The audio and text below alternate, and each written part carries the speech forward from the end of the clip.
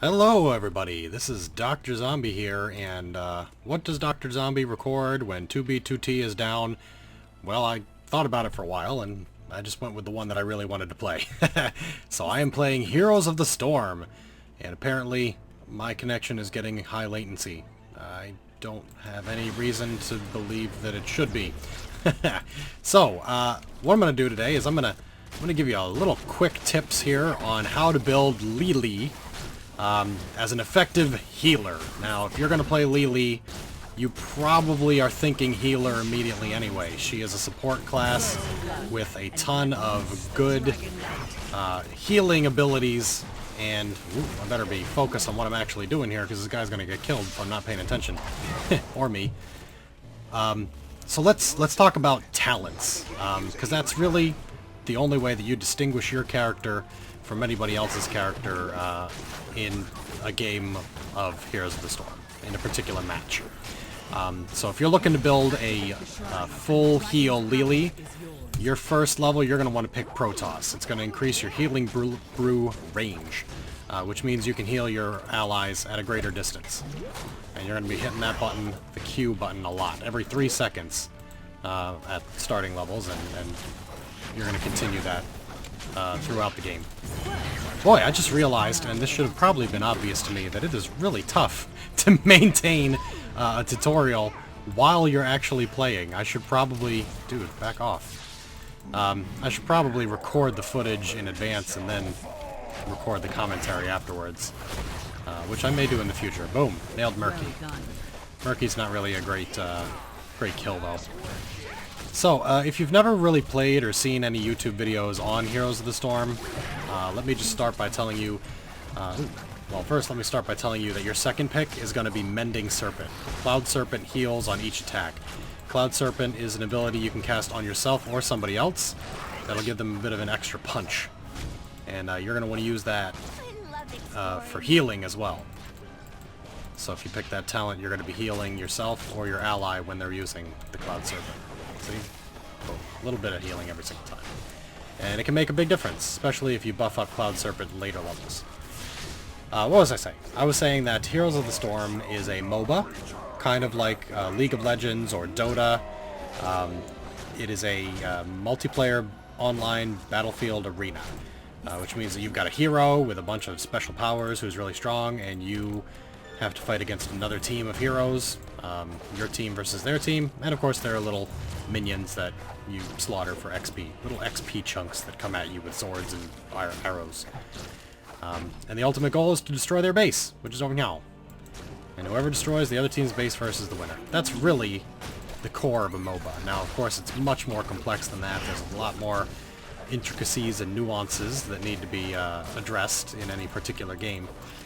But Heroes of the Storm actually, I would say, is probably a pretty almost MOBA light. It's not nearly as complicated as most other MOBAs are, because you don't have to purchase equipment to go along with your abilities.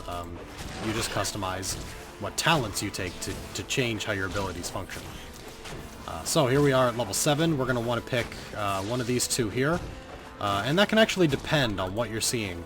Healing brews cost less mana, or it heals over time. I usually go for the cost less mana, because it keeps me out in the game a little bit longer.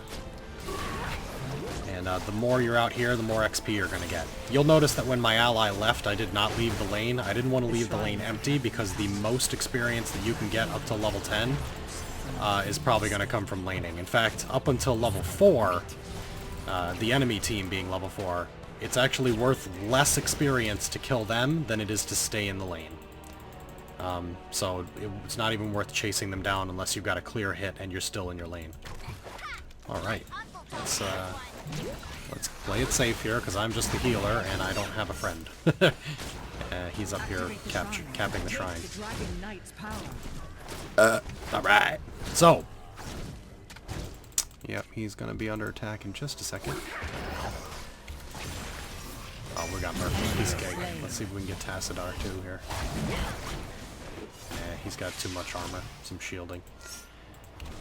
Ew, you're so weird. Yeah. Murky comes back real quick, and he's worth only like an eighth of a kill, so he's basically like a super minion.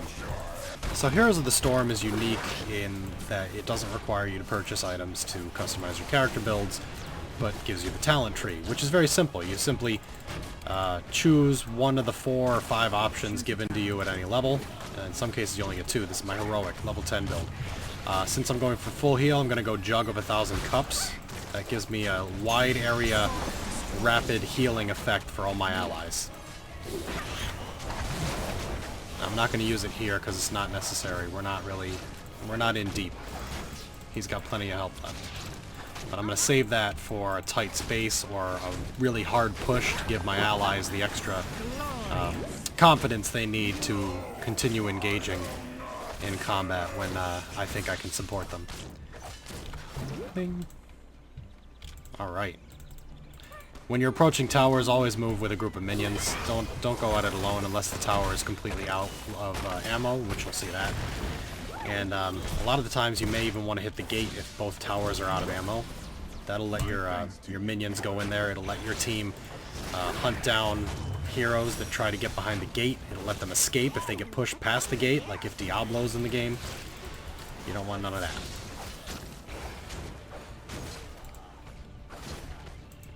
Alright. As a support class, especially, you do not want the tower to be hitting you. So if you hear that ding associated with the tower targeting and shooting at you, back off right away. Because you are not going to be able to solo the tower.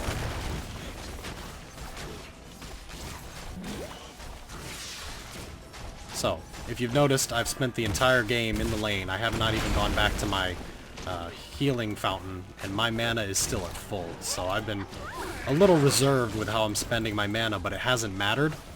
Nobody has really put a lot of pressure on the top lane, so I haven't been threatened. I haven't had to back off and heal. And for the most part, I know that I'm not about to take somebody down, so I'm being conservative with my abilities. At level 13, you cannot pick a talent that gives you additional healing. So at this point, it's probably best to pick one of the Wind's abilities. You can gain ability power, which will make your healing a little more stronger, or any of your abilities for that matter. But I tend to go with slowing targets, because you're going to want to use that to either escape being hunted, or to slow down guys who your team's about to annihilate. It's a pretty good crowd control ability, so you're going to want to pick the slowdown in most cases.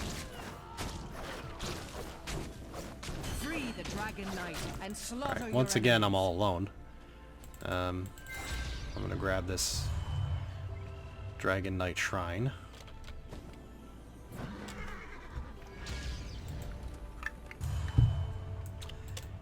And now that we're at level 14, I mean, really at level 10 even, I don't have to be quite as concerned about laning all the time. So I'm going to go down here, and actually I'm going to go all the way to the bottom if I have to. Looks like they need help down here taking the shrine. So I'm going to go support the rest of my team now, as a support class. It's what I should be doing. But I was laning, which is really important. XP is extremely important. You'll notice we have a 4-level lead. Now I'm playing against computers. I tend to. They're just easier, and I tend to have a better time if I win, but sometimes I do play against human opponents. You basically cannot lose. If you're playing against computers and you've lost, something has gone seriously wrong. You've made some very poor life choices. But this is mostly for me to have an easy time here explaining my abilities, my talent picks, for what build I'm using for LiLi to be a strong healer. Now unfortunately, my healing abilities, my Cloud Serpent, they're not going to work on this guy in the dragon suit form. So really I'm just supporting by taking out minions and working on the buildings and stuff while he goes around and hits the big targets. Here, now I'm going to move down, I'm going to help out Raynor here, and the Witch Doctor. Alright, 2 for 1 heals 2 allies, but Herbal Cleanse is usually what I grab to remove disables and increase movement speed. Again, it's about reducing the enemy's crowd control, which is good for pushing, but can also save somebody's butt if you're running away. Oop, see, now I'm taking lots of damage there. You got to keep an eye on your health. As LiLi, you have very little, even at high levels. I think it's time to use my ultimate and push up here and heal everybody.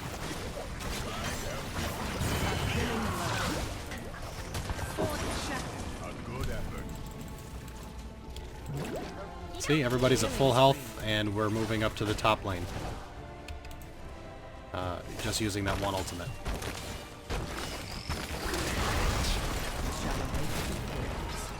That keep is no more. Many times I'm playing against the computers, you never get to level 20, but if you do get to level 20, you could either boost your jug of 1,000,000 cups, that's a pretty direct healing ability. But you could also do other things. Give allies a shield is very helpful. Cooldowns recharging faster when you're damaged, also very helpful for healing quicker.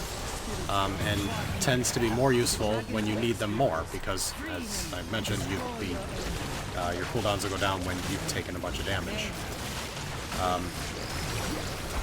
But I would probably go for the easy one, the boost to jug of 1,000,000 cups. There you have it. Quick and easy build for Healer LiLi. And if you guys like seeing Heroes of the Storm, I'd be happy to try to record more. I might try recording a session then dubbing over, because it may be a little better quality, especially if I'm doing tutorials. But that's it. That's all I've got for you tonight, and hopefully 2B2T will be back online soon.